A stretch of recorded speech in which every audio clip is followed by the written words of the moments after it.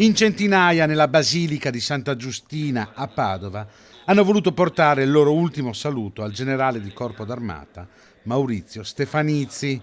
Molti i carabinieri che hanno voluto tributare il loro rispetto ad un uomo ricordato da tutti per la sua fedeltà allo Stato e la sua profonda umanità, come ha ricordato anche nell'omelia il vescovo di Padova, Monsignor Claudio Cipolla. Io ho visto segni della fede di Maurizio in alcuni suoi atteggiamenti che penso siano riconosciuti anche da tutti voi. Il primo, il suo desiderio di educare.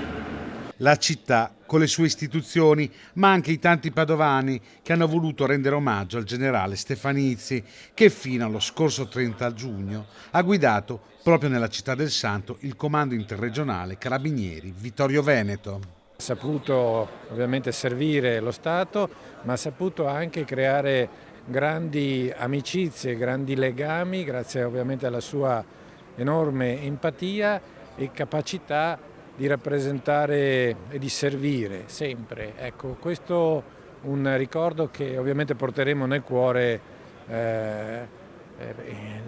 in questo momento di cordoglio, ma lo faremo ovviamente con grande passione, grande amicizia e grande riconoscenza.